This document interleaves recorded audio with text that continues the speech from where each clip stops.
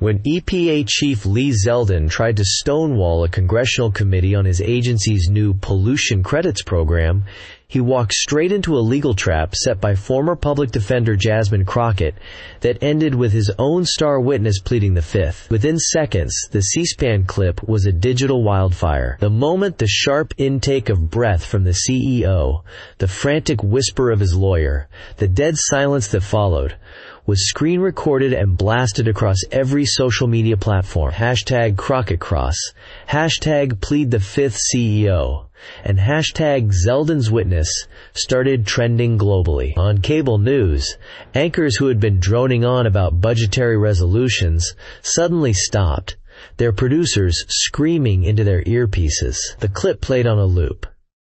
A masterclass in political theater and legal precision, executed not with a shout, but with a quiet, devastating question. In the sterile, wood-paneled hearing room, Republicans sat stunned, their talking points turned to ash.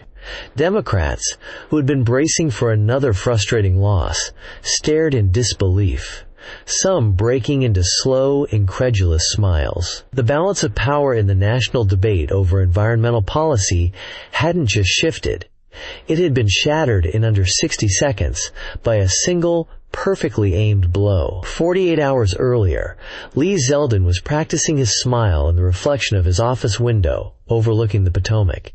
The view from the administrator's suite at the Environmental Protection Agency was expansive, a panorama of power that he felt he had earned. He adjusted his tie, a bold red silk, and turned to his guest.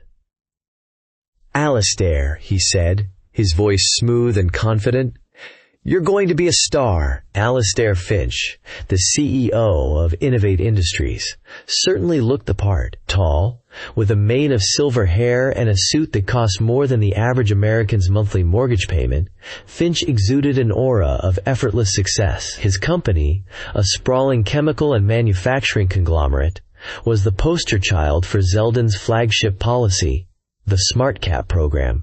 It was a brilliantly simple, market-driven solution, as Zeldin explained it. The EPA, under his leadership, no longer bothered with cumbersome, innovation-stifling regulations. Instead, they set a generous cap on emissions and allowed companies to trade pollution credits. If a company came in under the cap, they could sell their excess credits to another company that needed to exceed it. It was, in Zeldin's words, unleashing American industry. To his critics, it was a license to pollute, sold to the highest bidder. "I'm just there to tell the truth, Lee," Alistair said, taking a sip of the sparkling water his host had provided. "SmartCap has allowed us to expand our Ohio facility, create 200 new jobs, and increase our output by 30%. Those are the facts. Let them argue with that." "They won't argue. They'll emote," Zeldin scoffed, moving to sit behind his large, mahogany desk. On it, a single framed photo of him with President Trump dominated the landscape. "They'll talk about feelings, about vague fears. They don't understand business. They don't understand progress. They see a smokestack and they think it's evil. I see a smokestack and I see jobs, prosperity, and a stronger America." He leaned forward, his expression hardening slightly. "The Democrats on the Oversight Committee are predictable. The usuals will bloviate. But you need to watch out for Crockett." Alistair raised an eyebrow. "The one from Texas? The new one?" "She's not that new anymore," Zeldin corrected. "And she's a former public defender. She's not a statesman. She's a street fighter. She'll try to trip you up on procedure, try to make it personal. She thinks every hearing is a courtroom drama." "And what should I do?" Zeldin waved a dismissive hand. "Stay above it. You're a captain of industry. She's a partisan attack dog. When she gets her 5 minutes of fame, you just deliver your talking points. Emphasize the jobs. Emphasize the innovation. If she pushes, just pivot back to the economic benefits. And if she gets too aggressive," Zeldin smirked, "I'll handle her. I'll remind her to stick to politics, not science." That line always plays well. Alistair Finch nodded, reassured. The plan was simple. because the truth, as he saw it, was simple. His company was thriving, the town was getting jobs, and the EPA was finally a partner, not an obstacle to him. He felt no sense of dread, only a mild annoyance that he had to waste a morning being lectured by people who had never signed the front of a paycheck. The hearing wasn't a threat.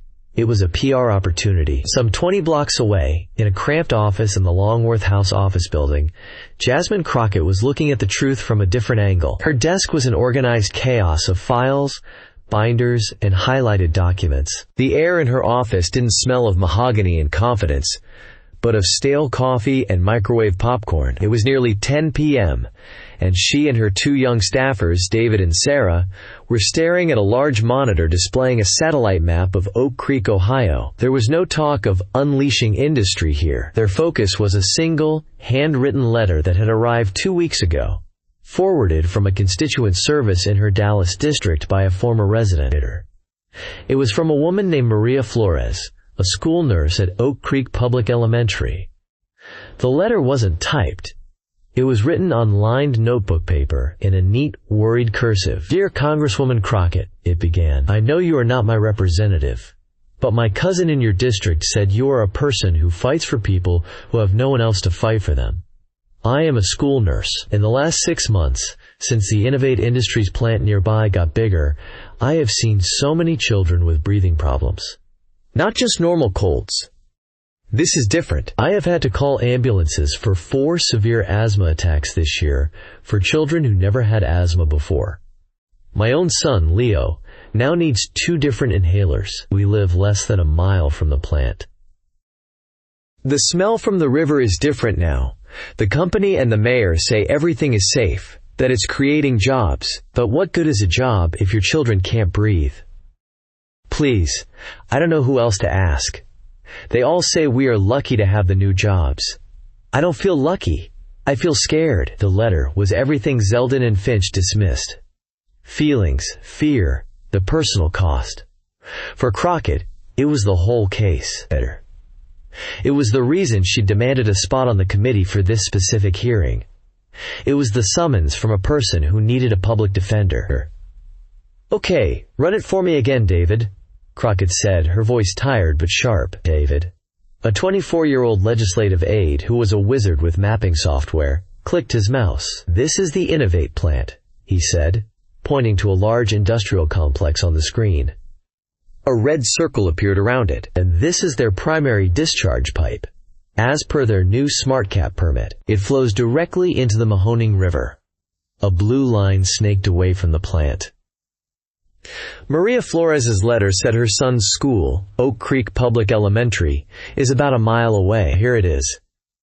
He dropped a pin. The school was situated right next to the river, downstream from the plant.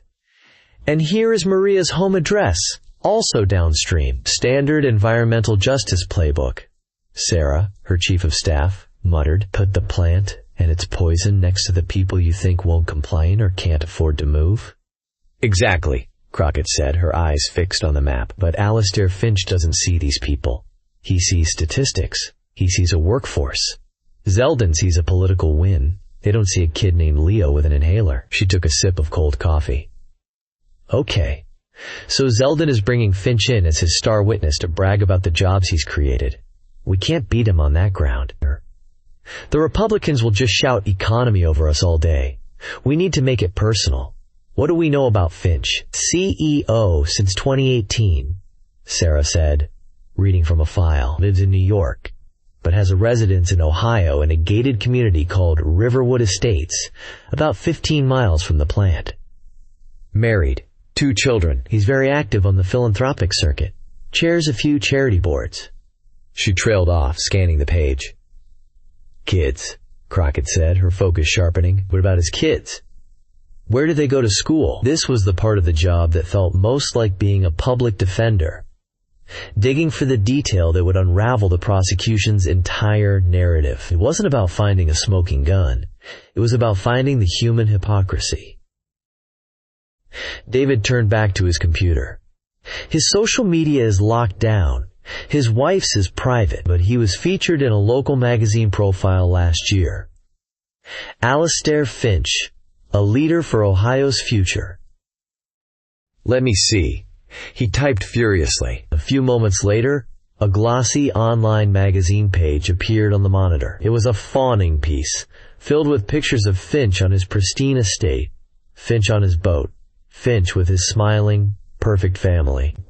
"There," David said, zooming in on the text. "It says his children, Alexander and Olivia, are thriving at the prestigious Oak Creek Day School, known for its rigorous academics and beautiful natural campus." A hush fell over the small office. "Sarah," Crockett said, her voice low and steady, "find me the address for the Oak Creek Day School." Sarah's fingers flew across her keyboard. "Got it.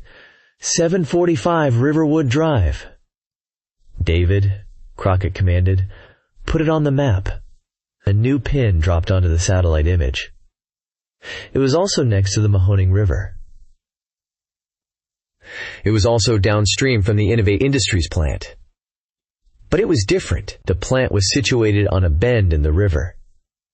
The discharge pipe was on the southern side of the bend. The current flowed south, directly toward the public school and Maria's neighborhood. The Oak Creek Day School, however, was nestled on the northern side of the same bend, technically downstream, but in a cove that was fed by a smaller, separate tributary. It was geographically close but hydrologically shielded. The map told a story of two Ohio's, two schools, two sets of children. One was protected by wealth and geography. The other was left exposed. Crockett stared at the map, the two pins blinking like warnings. For a moment she thought her plan was sunk. The schools weren't in the same boat, but then the public defender in her kicked in. It wasn't about proving his kids were being poisoned. It was about proving he would never take the risk. The question wasn't about what was happening to his children, but what he knew could happen. "The permits," Crockett said suddenly. "The new Smart Cap permits Zeldin's EPA issued." "What exactly are they allowed to discharge?" Sarah pulled up another document, a dense, technical PDF. A whole cocktail of stuff. The big one is vinyl chloride. The old regs had it near zero. The new Smart Cap permit allows for intermittent industrial releases as long as the annual tonnage stays under the cap. It's a loophole big enough to drive a truck through. Vinyl chloride. The words hung in the air. A known carcinogen. A chemical that had devastated other communities. Crockett leaned back in her chair, the entire strategy clicking into place. It was a legal trap, pure and simple. It required precision, patience, and a cold-blooded understanding of her target. Alastair Finch wasn't just a CEO. He was a father. And Lee Zeldin wasn't just an administrator. He was an arrogant politician who was about to hand her the weapon she needed to destroy his star witness. "He's going to tell me to stick to politics, not science," Crockett said, a ghost of a smile playing on her lips. She looked at her exhausted team, "and I'm going to take his advice." She picked up Maria Flores's letter and read it again, the worried cursive a stark contrast to the technical jargon of the EPA permits. She wasn't just preparing for a hearing. She was preparing for a trial.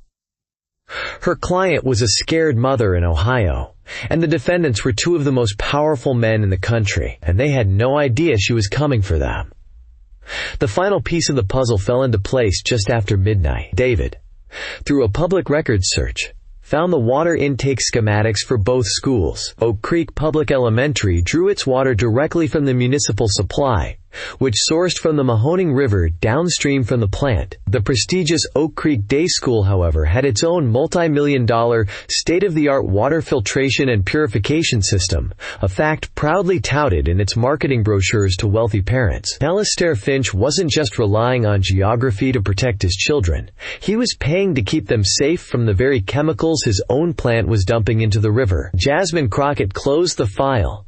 She had the documents. She had the map. She had the motive. And she had the question. The one single question that Alastair Finch could not answer without destroying himself, his company, and Lee Zeldin's entire agenda. She would wait. Let him get comfortable. Let him deliver his talking points. Let Zeldin get cocky. She would bide her time during her 5 minutes of questioning. And then, in the final 30 seconds, she would not just set the trap. She would burn the whole house down. The day of the hearing arrived, with the manufactured pomp that Washington, D.C. reserves for televised inquisitions. The Rayburn House office building buzzed with the low hum of staffers, journalists, and lobbyists. Inside the cavernous hearing room of the House Committee on Oversight and Accountability, the cameras were positioned, the microphones were tested, and the nameplates on the curved dais were perfectly aligned. The scene was set for another chapter of predictable political combat.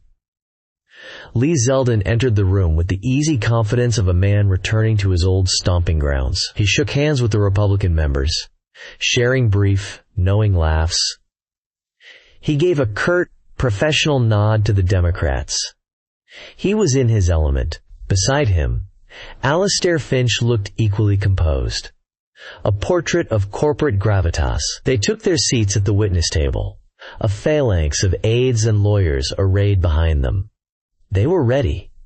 They were, in their minds, invincible. The hearing began as scripted. The Republican chairman, a portly congressman from Indiana, opened with a glowing tribute to Administrator Zeldin's bold, common-sense leadership and the economic renaissance being sparked by the SmartCap program. The Democratic ranking member, a fiery veteran from California, countered with a grim warning about selling our children's future to corporate polluters and turning the EPA into a rubber stamp for poison.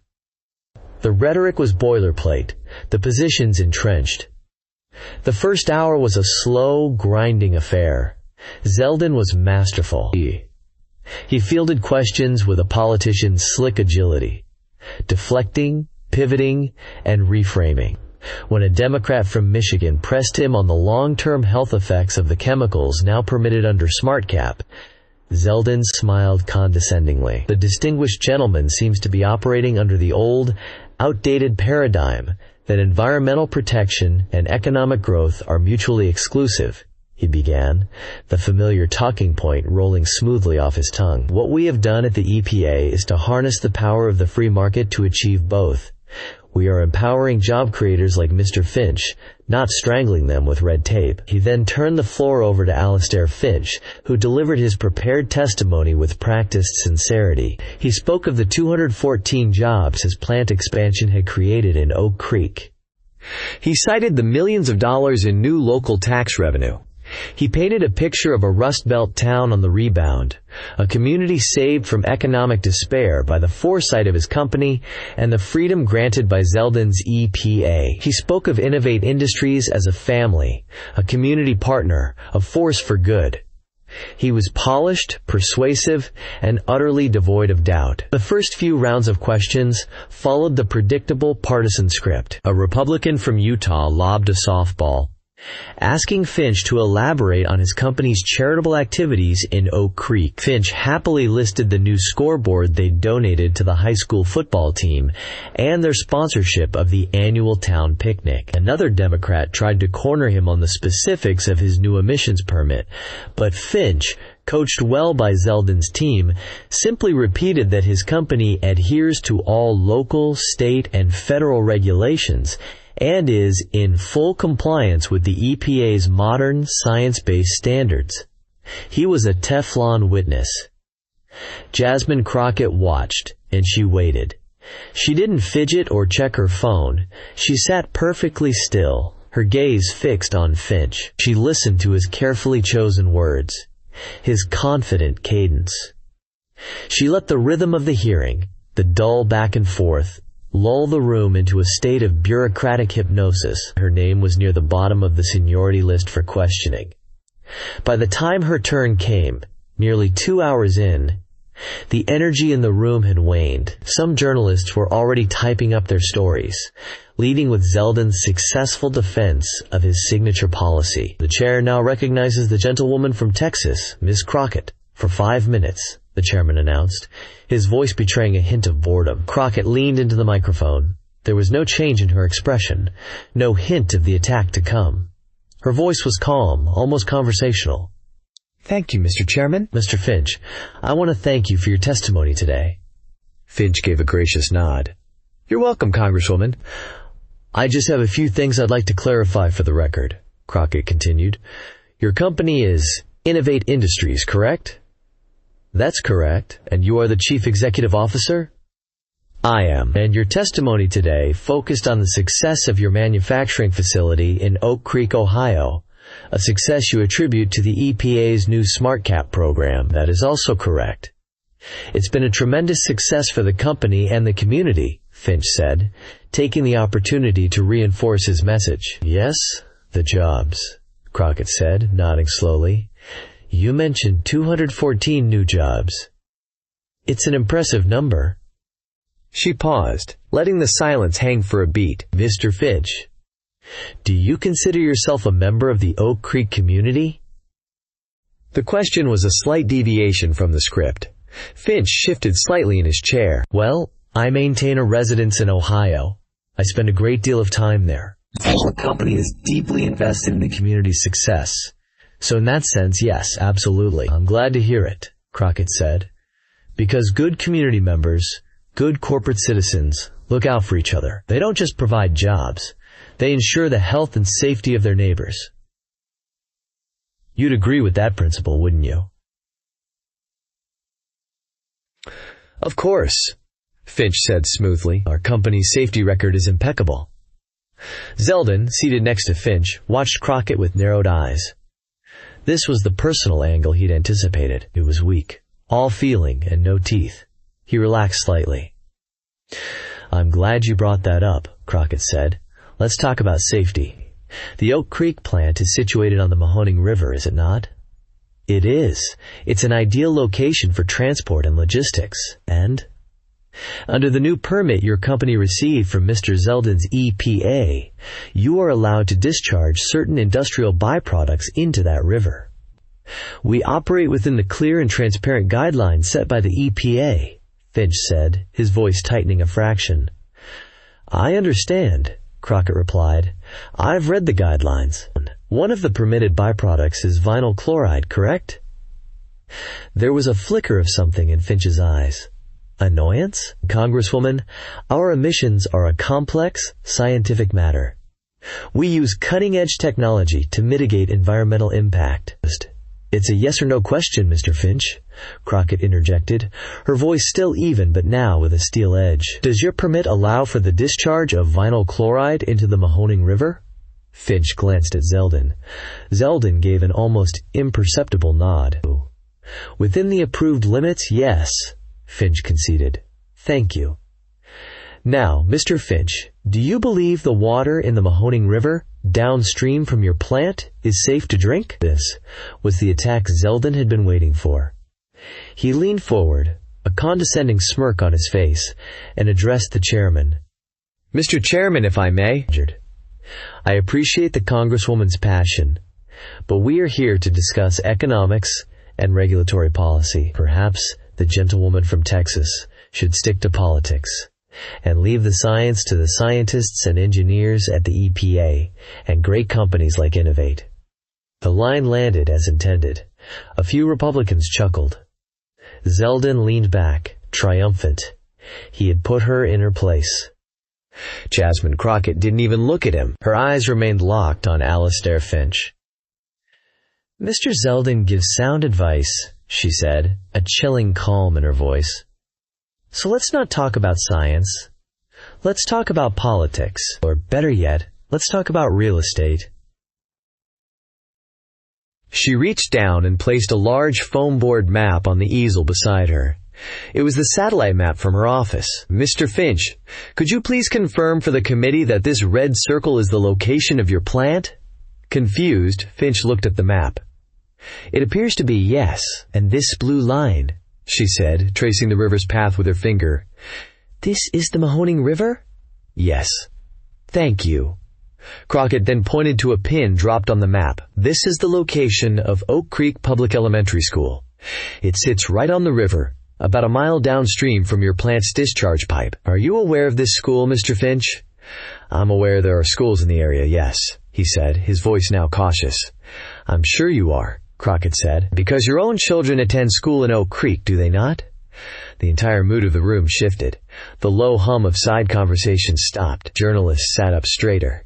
Zeldin's smirk vanished, replaced by a tense, frozen stare. "My children's schooling is a private matter," Finch said stiffly. "It became a public matter when you decided to testify about the safety of a community where your children live," Crockett countered, her voice sharp as glass. "According to public records, your children, Alexander and Olivia, attend the Oak Creek Day School. Is that correct?" Finch was silent for a moment. He looked at his lawyer, who sat stone-faced. "Yes," he finally bit out. Crockett picked up her pointer. "And this," she said, tapping a second pin on the map, "is the location of the Oak Creek Day School. It is also, as you can see, located near the river. It is also downstream from your plant. Correct?" Finch stared at the map. He could see where this was going. He was being boxed in. "Geographically, yes. Don't worry, I'm not a scientist," Crockett said, turning Zeldin's own words against him. "So I'll leave the hydrology to the experts. Instead, let's talk about something simpler."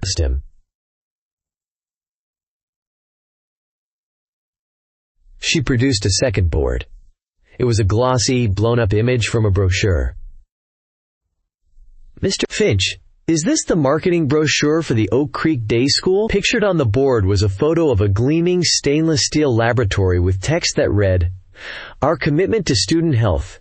Oak Creek Day School is proud to feature a multi-million-dollar sub-micron water filtration and purification system, ensuring our students drink only the purest water, free from all industrial and agricultural contaminants." Finch looked as if he'd been punched in the gut. His face, tanned and confident just moments before, was now pale. "Mr. Finch," Crockett said, her voice dropping, becoming intimate and deadly, "you send your children to a school that boasts about filtering the very industrial contaminants your plant is permitted to dump into the river. The other school, the public school, where the children of your 214 new employees go, they just have to drink from the tap." "My clock is running out, so I have a final question for you.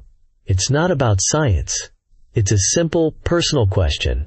She paused, letting every eye in the room, every camera, focus on Finch's face. "Would you, Alastair Finch, be willing to go to Oak Creek Public Elementary this afternoon and drink a glass of water straight from the drinking fountain?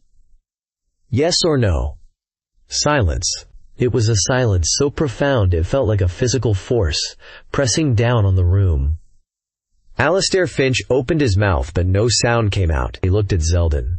But Zeldin was staring blankly at the map, his political calculus spinning uselessly. He looked at the cameras, their red lights like malevolent eyes. He looked at his lawyer.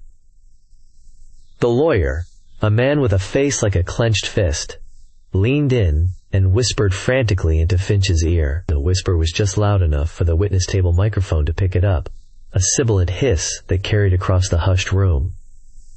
"Don't answer the question." Finch's Adam's apple bobbed. He swallowed hard. "Mr. Finch?" "The gentlewoman has asked a question," the chairman said, his voice uncertain. Finch looked at Crockett, his eyes wide with panic.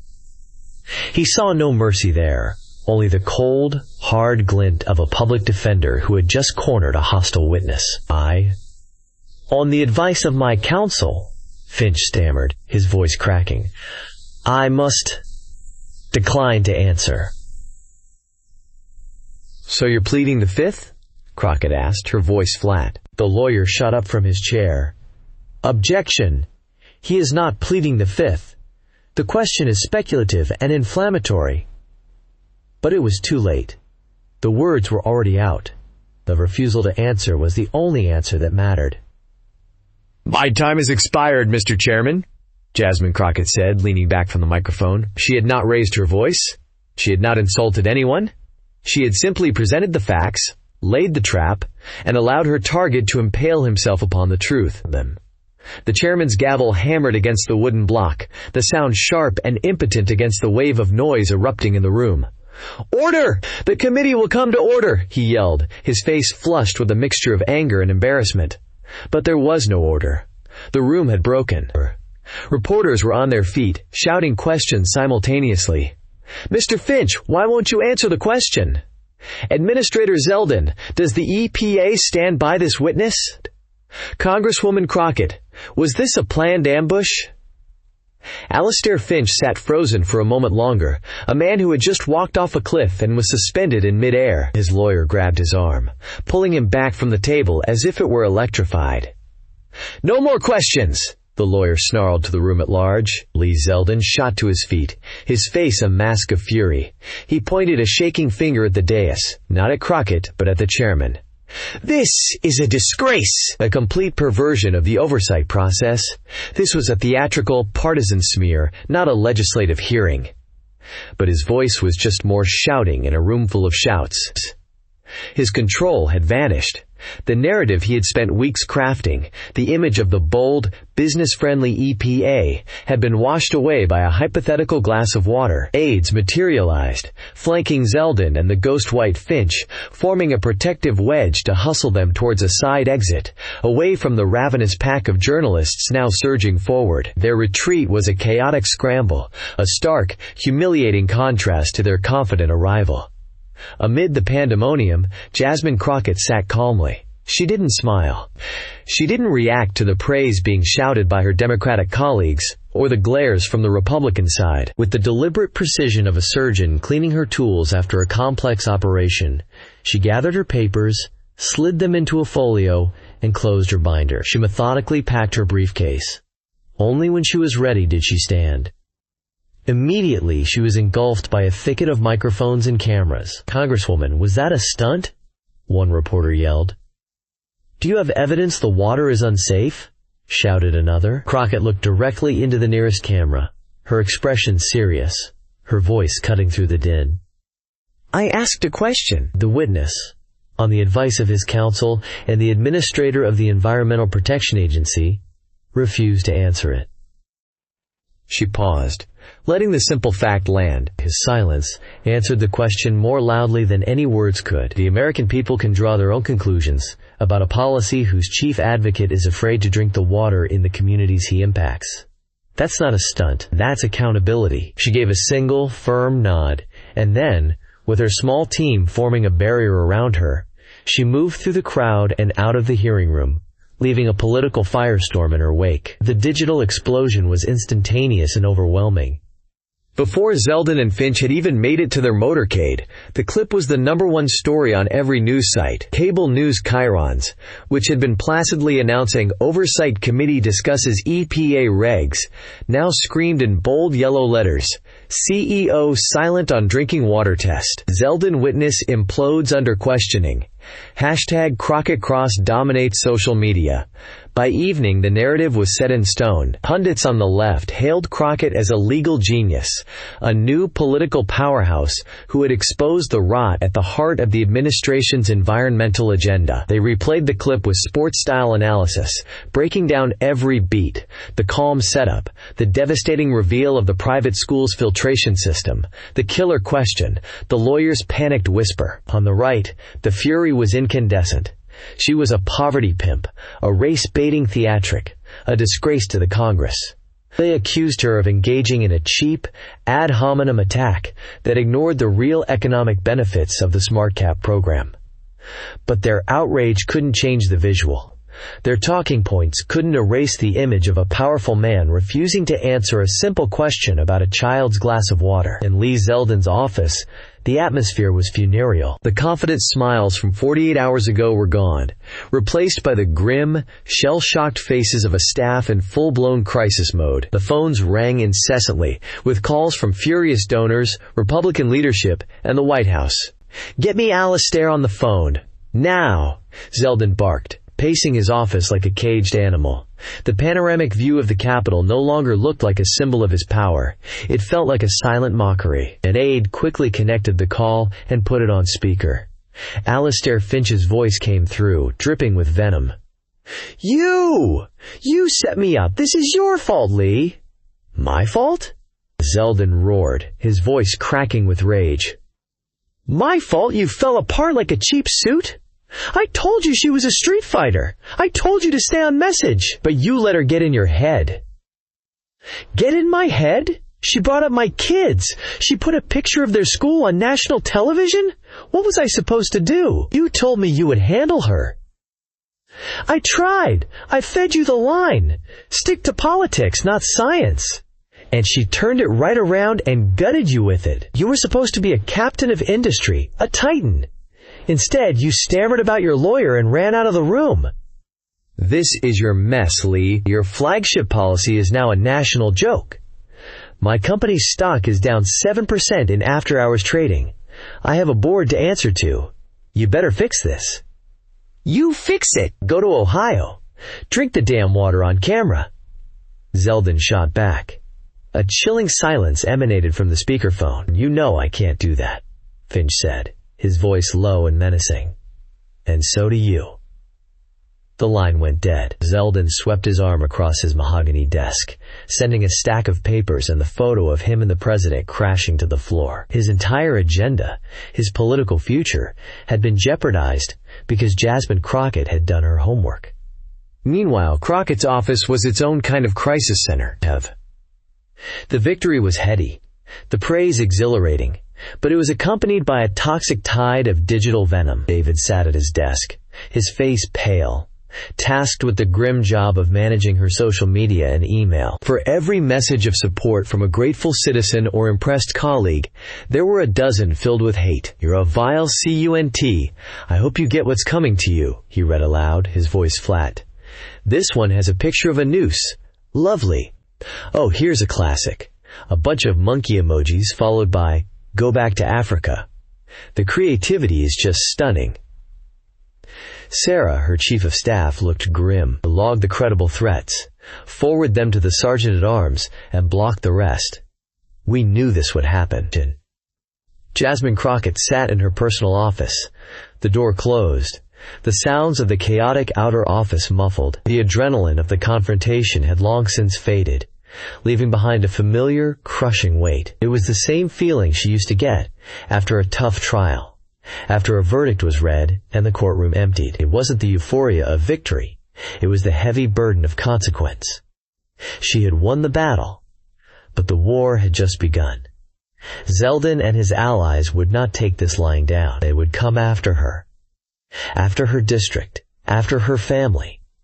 They would use their immense power and wealth to try and crush her. She stared at the wall, but she wasn't seeing the congressional seal. She was seeing the worried, cursive handwriting of Maria Flores. I feel scared. The fight wasn't over. This was just the opening argument. Now came the long, grinding work of turning a viral moment into actual change. She had to protect Maria Flores. She had to get the EPA to reverse the permit. She had to make sure Alastair Finch didn't just suffer a PR loss, but was forced to clean up his mess. The path forward was fraught with political landmines. Her private cell phone rang, startling her. The caller ID read, Mom. She took a deep breath, trying to push the exhaustion from her voice, and answered. Hi, Mama. Jasmine Felicia Crockett. Her mother's voice came through, a familiar mix of pride and worry. I saw you on the news. You were something else, baby girl. You made that rich man look like a fool. Jasmine managed a small laugh. Thanks, Mama. Your father and I are so proud of you. You stood up there for what's right. There was a pause. Jasmine knew what was coming next, but I also saw what they're saying about you online. The things they're calling you. The threats. It scares me, Jasmine. The Congresswoman closed her eyes. The weight felt heavier now. I know, Mama. I'm being careful. We have security. Is it worth it? Her mother asked, the question soft but piercing. Making enemies of people that powerful? All that hate directed at you? Is it worth it? Jasmine thought of Zeldin's arrogance, of Finch's dismissiveness. She thought of their shared belief that people like Maria Flores and her son Leo were just collateral damage, the acceptable price of progress. Then she thought of the letter, not as a political tool, but as a plea from one mother to another woman she hoped would listen. "A mother in Ohio wrote to me," Jasmine said, her voice quiet but firm. "She was scared for her son because he couldn't breathe. She asked me for help." She leaned forward, resting her elbows on her desk. "What else was I supposed to do? I had to. It was worth it." A silence settled on the line. But it wasn't the suffocating silence of the hearing room. It was a silence of understanding, of acceptance. Her mother sighed, a sound of resignation and love. "All right, baby girl. You just be safe. You hear me?" "I hear you, Mama," Jasmine said. "I'll be safe." After she hung up, she sat in the dark for a long time, the words echoing in the quiet room. She had unleashed a political hurricane, but at its calm center was a simple, unshakable conviction. A mother had asked for help, and Jasmine Crockett had answered the call. In the week following the hearing, the political gravity of the moment began to warp. The clean, sharp impact of Finch's public implosion was being deliberately muddied by a ferocious, well-funded counteroffensive. Lee Zeldin, a veteran of brutal media cycles, emerged from his bunker not with an apology, but with a sword. He embarked on a blitz of friendly news networks, his jaw set, his rhetoric dialed to 11. This was no longer about a glass of water. It was, he declared, a Bolshevik-style attack on American prosperity. "What you witnessed," he thundered to a sympathetic primetime host, "was not oversight. It was a coordinated character assassination orchestrated by anti-business extremists who would rather see this country fail than see the Trump administration succeed." Congresswoman Crockett doesn't care about jobs in Ohio. She cares about headlines. She is part of a radical agenda that wants to shut down our factories and send our jobs back to China. Simultaneously, Innovate Industries blanketed the airwaves in Ohio and across the Rust Belt with a new ad campaign. The commercials were slick, heartwarming vignettes featuring smiling, hard-hatted workers talking about their new jobs. They spoke of buying new trucks, of sending their kids to college, of the renewed pride in their town. The visuals were of bustling factory floors and happy families at town picnics. Picnics sponsored by Innovate Industries. The ad ended with a simple, powerful tagline. Alastair Finch. He invested in Oak Creek. Some in Washington just want to tear it down. The narrative was being pulled apart, stretched between two opposing poles. On one side was the damning C-SPAN clip. On the other, a powerful message of economic renewal. And the national conversation devolved into a predictable partisan shouting match. For every pundit praising Crockett's brilliance, another was accusing her of legislative malpractice. The moral clarity of the moment was dissolving into the murky swamp of cable news debate. Jasmine Crockett and her team felt the tide turning. They were winning the social media battles, but Zeldin and Finch were fighting back with overwhelming financial force.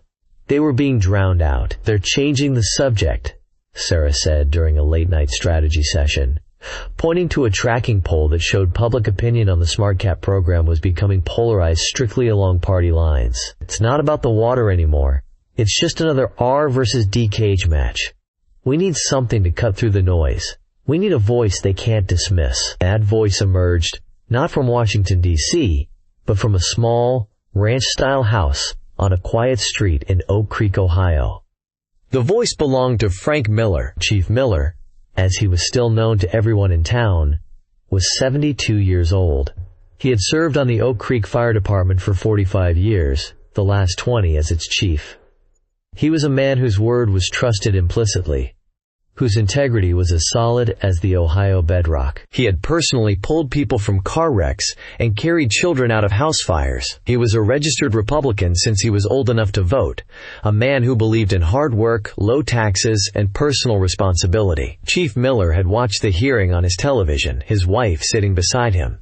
He had watched Zeldin's smug defense and Finch's slick presentation. He listened to his own congressman, a Republican, praise the plant. Then he watched Jasmine Crockett, a woman he'd never heard of, a black Democrat from Texas, begin her questioning. When she put the map on the easel, he sat up straighter. When she brought up the two schools, he leaned forward. And when Finch refused to answer the question about the glass of water, Chief Miller felt a cold knot of anger form in his stomach. It wasn't political anger. It was the anger of a professional safety officer watching a man lie about a threat. He had spent his life evaluating risks, and he knew a coward when he saw one. In the days that followed, he saw the Innovate ads. He heard his neighbors, some of whom worked at the plant, repeating the company's talking points. But he also heard from his daughter, a teacher at the public elementary school, about the growing number of students on nebulizers. He saw the fear in the eyes of young parents in the grocery store. He knew this wasn't a Washington game. This was a 5-alarm fire in his own backyard. And the men in charge were telling everyone the smoke was good for them. So he did what he had always done when he had something important to say. He sat down at his kitchen table with a pen and a pad of paper. He didn't call a politician or a reporter. He wrote a letter to the editor of the Oak Creek Chronicle. The letter was published 2 days later. A small block of text on the opinion page that would land with the force of a tectonic plate shifting. To the editor, it began, "My name is Frank Miller. For 45 years I had the honor of serving the people of this town as a member of the Oak Creek Fire Department, the last 20 as your chief. I am a lifelong Republican. I believe in American industry, and I was glad to see Innovate Industries expand here. My own nephew works there, but a job is no good to a man whose child is in the emergency room. I watched the hearing in Washington last week. I saw our town's biggest employer, Mr. Alastair Finch, get asked if he would drink the water from our public elementary school. I saw him check with his lawyer and refuse to answer. I want to tell you what I saw as a safety professional. I saw a man who knows the risk, because he has already paid millions to protect his own children from it. In my 40 years as a firefighter, I've run into burning buildings when others ran out. I've faced down chemical spills and gas leaks. I never once had to check with my lawyer before deciding if it was safe to help someone. A real leader, a real member of this community, would have drunk that glass of water without hesitation, or he would have had the courage to tell us why he wouldn't." Mr. Finch's silence told this old Republican everything I need to know. The SmartCap program isn't safe for Oak Creek. Our children are not acceptable risks. Their health is not a talking point. It's the only thing that matters. Sincerely, Frank Miller, Fire Chief, Rhett. The letter was a tactical nuke. It was photocopied and posted on the bulletin board at the Union Hall. It was shared by thousands on Facebook, spreading from Oak Creek to the entire state and beyond. A local news station in Cleveland picked it up, then the Associated Press. By nightfall, Fire Chief Frank Miller was trending on Twitter. Lee Zeldin's damage control machine ground to a halt. How could they attack him? A 72-year-old retired fire chief? A local hero? A registered Republican? They couldn't paint him as a radical leftist or a partisan hack. He was the embodiment of the very community they claimed to be championing. His plain-spoken words carried more moral authority than all their paid consultants and slick advertisements combined. He had taken their narrative and burned it to the ground. The debate was no longer about jobs versus the environment. It was about right versus wrong. Jasmine Crockett knew this was her moment. The tide had turned decisively. Now was the time to define the principle, not on enemy turf, but on her own terms. She didn't issue a press release or book a cable news hit. She booked a flight. 2 days later, she stood in a public park in Oak Creek. The crisp autumn air was filled with the sounds of children playing on a nearby swing set. There was no dais, no marble columns, just a simple podium set up on the grass. Behind her stood not a line of politicians, but a small group of ordinary citizens. Maria Flores was there, her hand resting on the shoulder of her son, Leo. Other parents from the elementary school stood with them, their faces a mixture of anxiety and newfound hope. And standing right next to Maria was Chief Frank Miller, in his old dress uniform jacket, his arms crossed, his expression resolute. The national media was there in force, their cameras and boom mics a stark contrast to the small-town setting. Jasmine Crockett stepped to the podium. She looked out not at the cameras, but at the parents behind her. "Thank you all for being here," she began, her voice clear and strong. "I didn't come to Oak Creek to make a speech. I came here to listen and to stand with the people of this community who have shown such incredible courage." She turned and nodded to the retired chief. "I want to thank Frank Miller. Chief Miller is a Republican. I'm a Democrat, but he and I share a fundamental belief that the safety of our children is not a partisan issue." She then turned her gaze to the cameras and to the men watching from Washington. "For the past 2 weeks, Administrator Zeldin and Mr. Finch have tried to sell America a false choice. They say we must choose between jobs and a clean environment. That is a dangerous lie, and it is an insult to the intelligence and the integrity of the American worker. The good people who work at the Innovate plant, people who are rightly proud of the work they do, are not the problem. The problem is a corporate culture and a government policy that tells them the price of their paycheck is their children's health." She leaned forward, her voice resonating with the passion of a closing argument. This was never about smokestacks versus paychecks. This was about truth versus lies. This was about whether the health of a child in a public school is worth less than the health of a child in a private school that can afford a multi-million-dollar water filter. This was about whether a corporation has the right to privatize its profits while socializing its risks, forcing your kids to bear the cost. It was about whether our government, the Environmental Protection Agency, has a sacred duty to protect all Americans, not just the wealthy and well-connected. She paused, letting the words sink in. To those questions, the answer must always be a clear and resounding no. We demand better. The parents of Oak Creek demand better, and the children of Oak Creek deserve better. She stepped back from the podium, the final, defining statement delivered. The viral clip had started the fire. The fire chief had stoked the flames.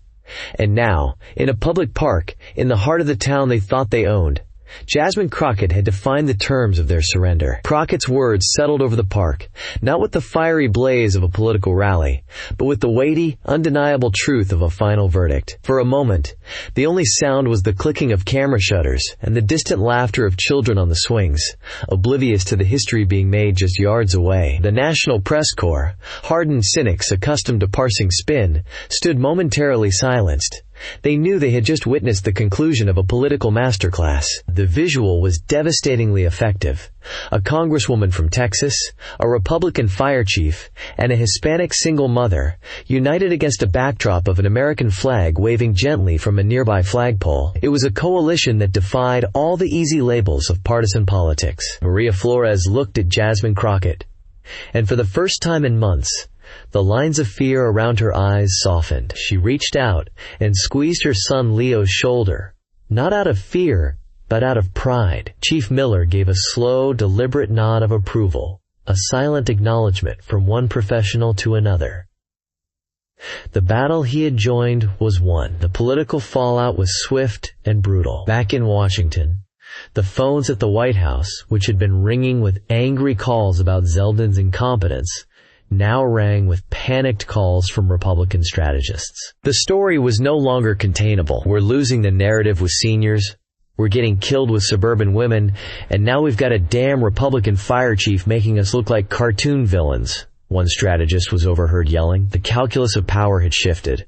Zeldin's SmartCap program had gone from a political asset to a toxic liability. The president, who valued loyalty but prized victory above all else, began to create distance. A carefully placed leak to a friendly journalist noted that the president was deeply concerned about the messaging failures at the EPA and expected his administrators to avoid unforced errors. The message was clear: Zeldin was on his own. For Alastair Finch and the board of Innovate Industries, the situation was even more dire. The viral video of the hearing was bad, but the image of their local fire chief calling them liars was catastrophic. Their stock price, which had initially dipped, was now in a sustained slide. Major institutional investors, sensitive to brand image and ESG, environmental, social, and governance metrics, We're calling for an immediate change in leadership and strategy. The carefully constructed image of the benevolent corporate citizen had been shattered, replaced by the reality of a company that poisoned children and whose CEO hid behind lawyers. The board convened an emergency meeting. The choice was simple: protect their CEO or protect their company. It was no choice at all. The first domino fell 3 days after the press conference in the park. Innovate Industries issued a press release.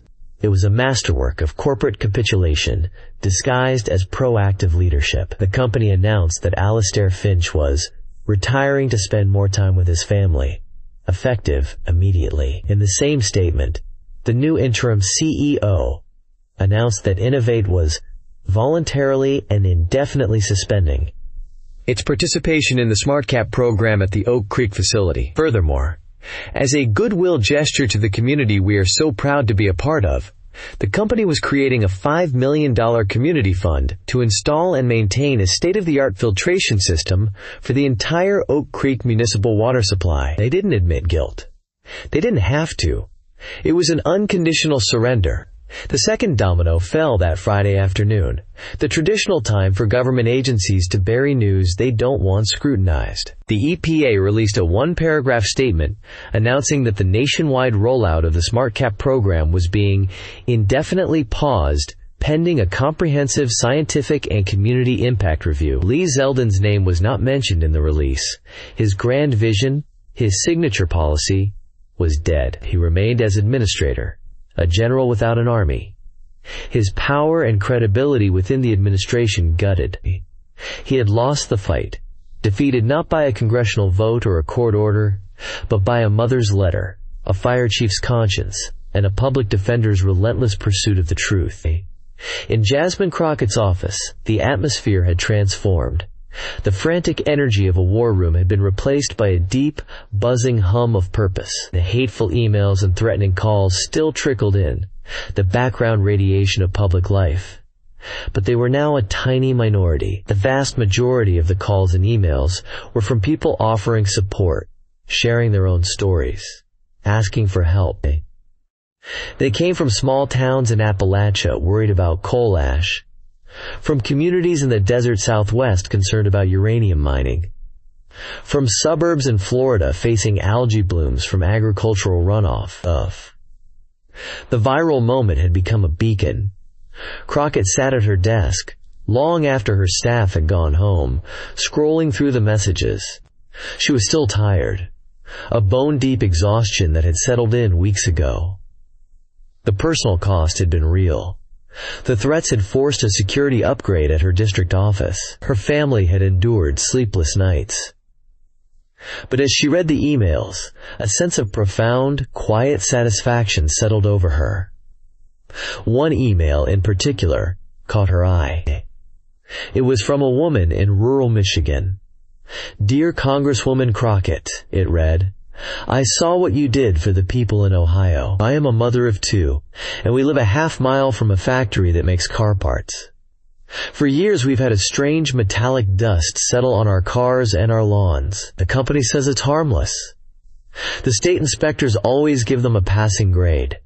After I saw you on the news, I got together with 5 other moms from my neighborhood.